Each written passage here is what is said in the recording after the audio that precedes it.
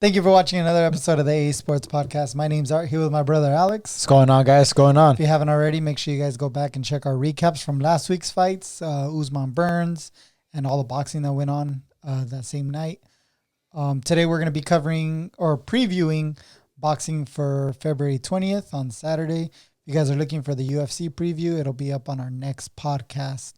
Alex, we got a big fight coming up this weekend.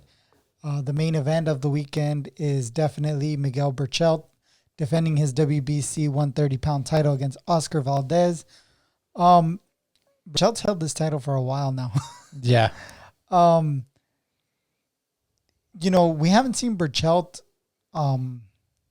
since COVID. Well, I think we saw him once. Yeah, once during COVID, which was not a good fight. Just a bad opponent. I mean, I get it. It's COVID, but man, taking on Oscar Valdez, who, if I'm not mistaken, this is his first fight at 130. Valdez was at 126, though, if I'm not mistaken. Or was it at 130? Let me check that real quick. Either way, Valdez is still new to the 130-pound division. He's training with Eddie Reynoso. They already have a couple fights under their belts. So it's definitely a different Oscar Valdez. They're trying new things, but at the same time, you could see that he still needed time to incorporate whatever Reynoso was trying to teach. It was at 126 super featherweight? Super featherweight's 130. Is it really? Yeah. So it was at 130. So this is Valdez's second fight at 130. He was obviously longtime champion at 126. Alex, what are you looking for in this fight? Give me something on both. Give me one thing on both sides that you're looking for in this fight. I'm looking for both of these guys to make a statement. Okay. Something that hasn't been done. I feel like Miguel Berchelt has. He doesn't have the names on his resume. I think that would warrant, him. He's 37-1 with 33 knockouts. He has, Francisco Vargas twice on his resume. After that, there's not really much else. We were just talking that, we would have liked for him to fight a guy like Andrew Cancio, Jojo Diaz, a Farmar, Frampton, whoever, to get some names on that resume. In real quick, in his defense, promoter issues. Yeah. Top rank, PBC, Golden Boy.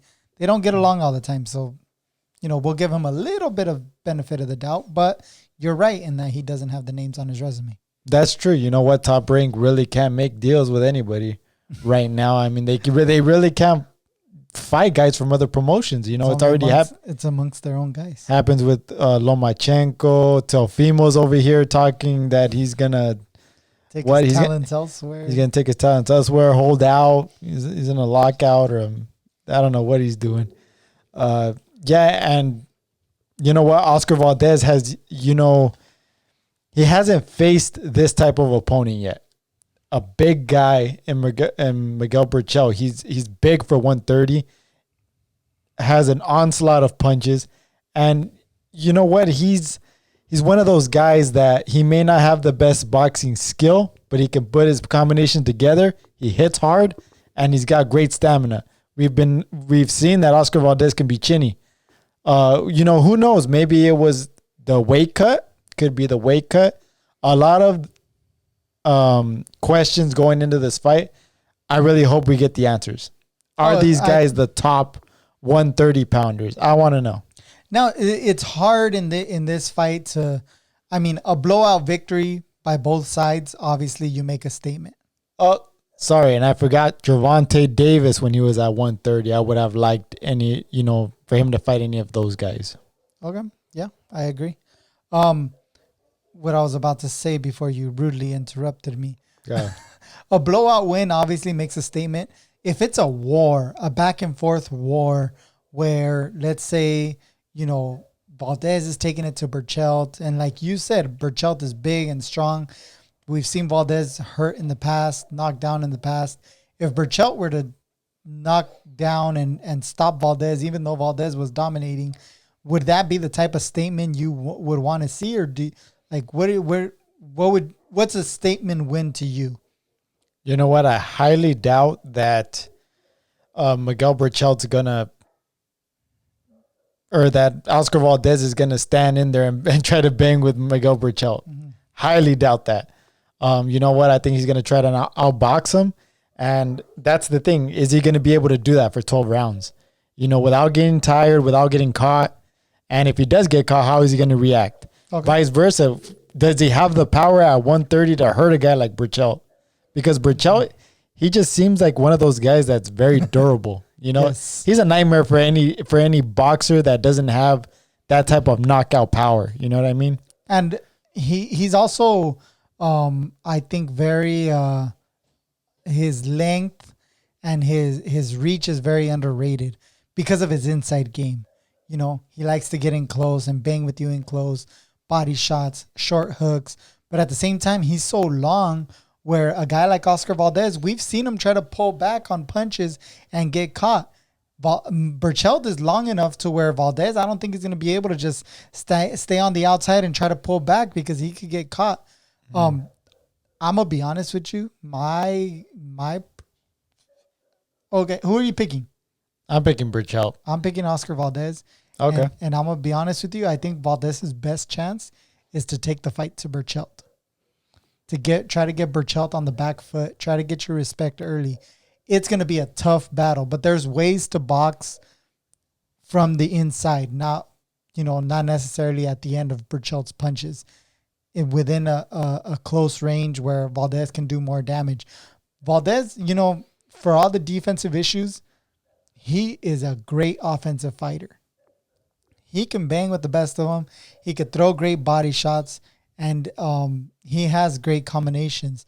Yes, the defense is always the Achilles heel for Valdez, but I think he can definitely take the fight to Miguel Berchelt. And I just think Valdez, carries such a big chip on his shoulder from, people just talking him down and this and that. He had that fight with Quigley. Was it Quigley where he broke his jaw? Excuse me. Was it Scott Quigg or what's his name? Scott Quigg. There we go. Where he broke his jaw, and that fight, that was a fight that didn't need to happen. That could have ruined his career. Yeah, definitely. If you guys saw the pictures of Oscar Valdez, he had a broken jaw. I think some teeth were missing on the bottom row. Yep. And his hand was the size of a balloon. Yep. Yeah, those are the types of things that that'll take a couple of years off your career. Yep. But you know what? Luckily, he changed trainers, and I think, hopefully this works out for him. Going back to Manny Robles being done wrong. He went to Manny. He left Manny Robles? He trained with Manny Robles before leaving Reynoso. Damn, man. I mean, leaving to go to Reynoso. Manny Robles is Jesus, man. Can he keep the knife in his back? Shout out to Manny Robles. He's a great trainer. But he's been done wrong, man. He's been wrong. He's getting hit from every angle. Continuing the conversation from last week. Kind of feels like he's in there with Berchelt. He's getting hit by every angle. He's like, oh man. Any last thoughts on this fight? I'm picking Oscar Valdez. I've been a huge fan of his. I love his style. I think he can definitely pull this off, but he's got a tough battle ahead of him. Very tough battle. Yeah, you know what? I hope it's a really great fight too. I hope it's not a blowout. I hope it's two guys that come to fight, two guys that meet each other in the middle of the ring. I hope they don't run away from each other either. I want to see two guys go for the knockout, make a statement in the 130-pound division. Because right now, I don't know. Gervonta Davis was the guy that made that division, and now it's like, who's gonna be the next guy? And I hope it's one of these two. And it's interesting because now Shakur Stevenson's at 130, but he hasn't really had a big fight at 130 yet. Yeah. So we're waiting for Shakur to make something happen at 130. We have Frampton against Herring coming up. I believe it's in March, if I'm not mistaken. So that's another fight for the WBO 130-pound title. So the 130-pound division is starting to heat up. But like you said, we haven't seen these guys. Javante, yes, he led the division for a while, but even his opponents were very, mid-tier. He didn't have a high-level opponent. This is the first high-level 130-pound fight that we've seen in a while. Yeah, definitely. Yeah. And you know what, too? I feel like these guys, it just, for me, the reason that I want them to make a statement is because there's been times where Miguel Berchelt has fought on TV, and you don't see people talking about Miguel Berchelt. Yeah. They're like, who's Miguel Berchelt? Hey, you gonna watch Miguel Berchelt fight? Oh, for reals? What is he, like a tennis player, or what is it? Like, they don't know who this guy is, right? They fight in tennis? It's true. They don't know who he is, and that's just the blunt truth. Oscar Valdez as well. I mean, if you're talking to casual fans. Yeah, casual fans. So that's why I want these guys to make a statement. May the best man win. And veremos quién es el más macho. Oh, that was a good one. On the undercard full of great prospects. Esquiva Falcao, middleweight contender, who is definitely close to fighting. I'm not going to say he's going to fight for a title soon, but he's definitely close to fighting a big name middleweight to make, pretty much to figure out if he's ready for a title shot or not. Elvis Rodriguez, monster. I believe he's from the Dominican Republic. Great fighter. Xander Zayas, up and coming welterweight prospect. Brian Lua, who's had a good showing in the bubble. Sonny Canto, heavyweight from Philadelphia, if I'm not mistaken. I think he's like Italian or something like that. But Top Rank has really pushed his career along well to this point. And Javier Martinez, who, interesting prospect to me. Interesting, because he did not look good in his first fight.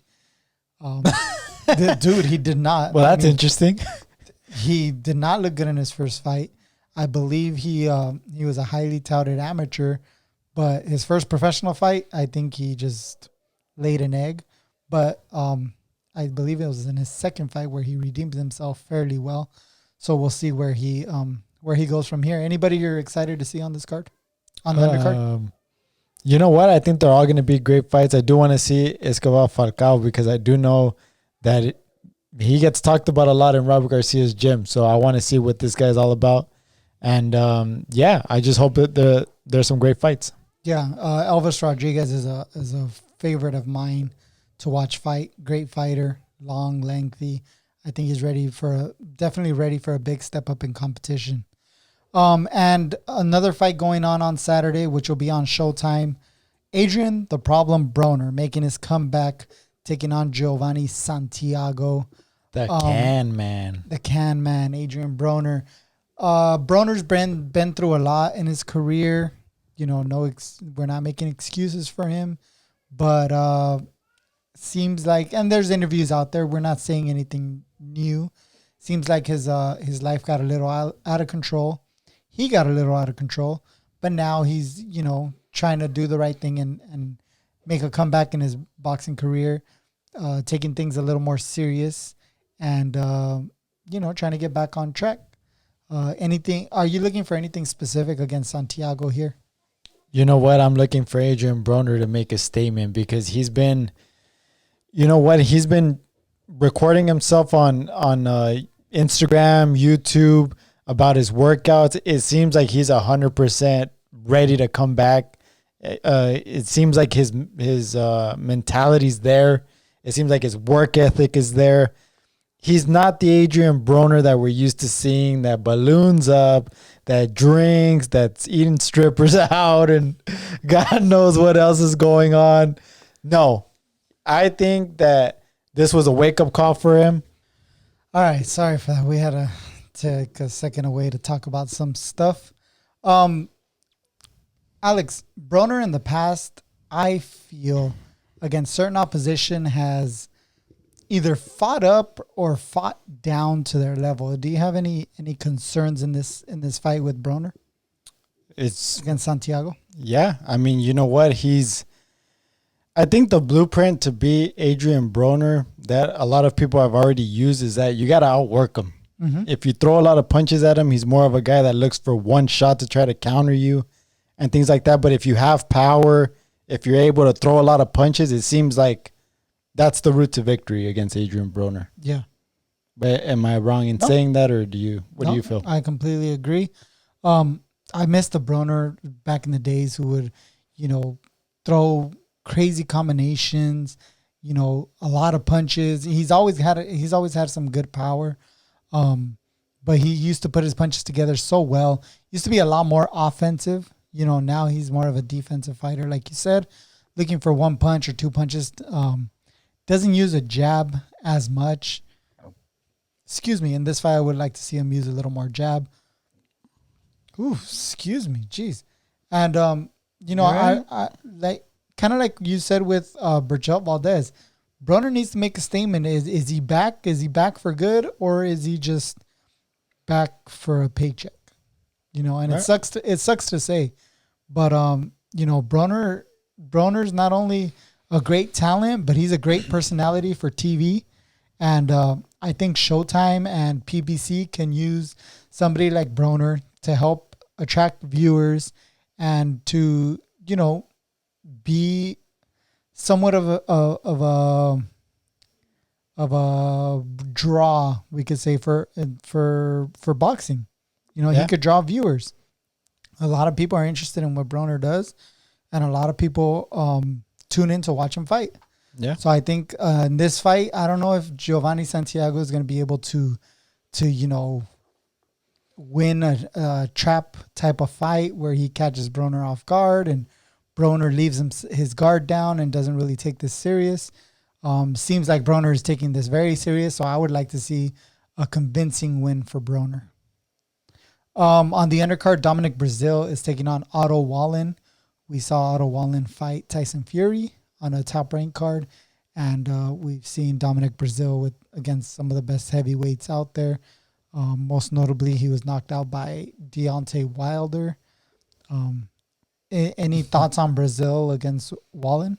Is it me, or does Dominic Brazil kind of look like Jovanie Santiago? Yeah, he does a little bit, actually. He does, huh? I mean, not really. Has Dominic Brazil fought since he got knocked out by Deontay Wilder? I could double check that, but I don't think so.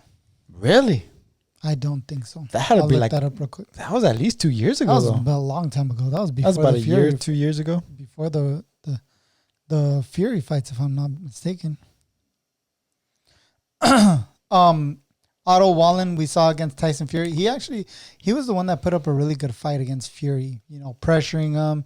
I believe he cut Fury. I think might have been with a punch.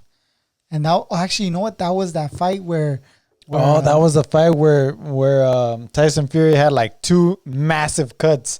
There was one cut where his like eyebrow was literally hanging down, which people thought it should have been stopped, but that's just the politics of things, Well, they couldn't afford Tyson Fury to lose that fight. The commentator went to go tell Fury's corner, "Hey, the referee ruled it from a punch," and the corner's like, "What? You ruled it from a punch?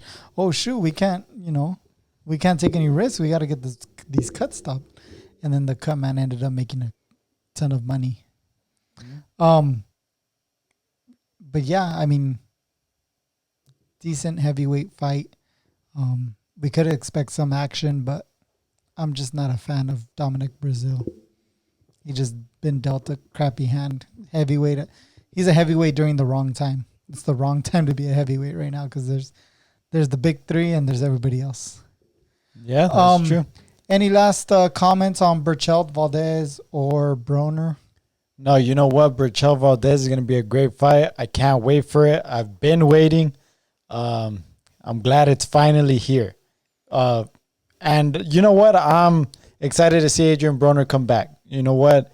All the outside stuff going on, whatever the case is, it seems like he's back to being the Adrien Broner that got him to where he is. Yep. And I hope that is the case because Jovanie Santiago, I mean, of course he hasn't fought anybody.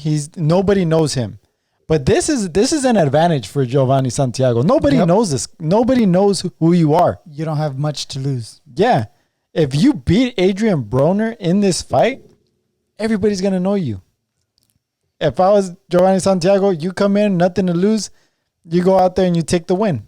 And I hope we see a great fight as well.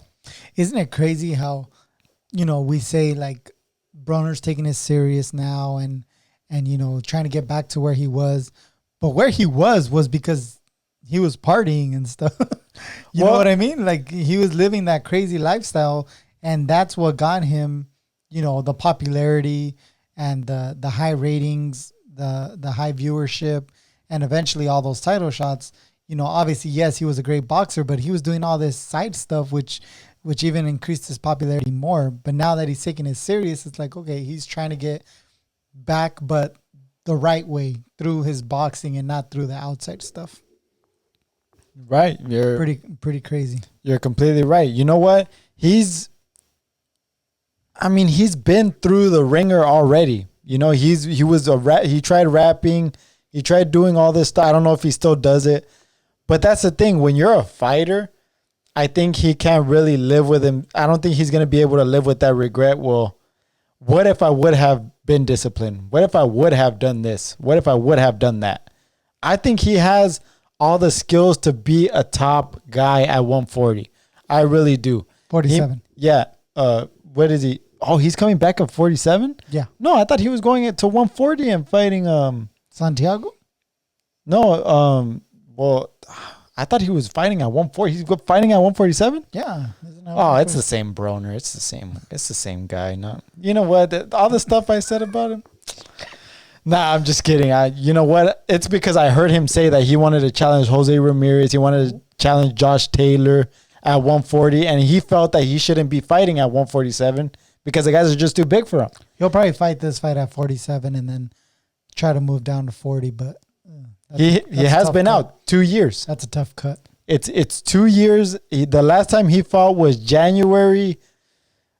January of 2018. Oh. That's 2 whole years, and we don't really know. That's why I'm saying Jovanie Santiago has a great opportunity ahead of him. The last time he fought was in December of last year, Jovanie Santiago. So he's been active. He has the upper hand in this fight. So, and from what I see, he has some good power. So hopefully he's able to, have some luck on his side as well. Yeah, definitely. So we'll be watching these fights.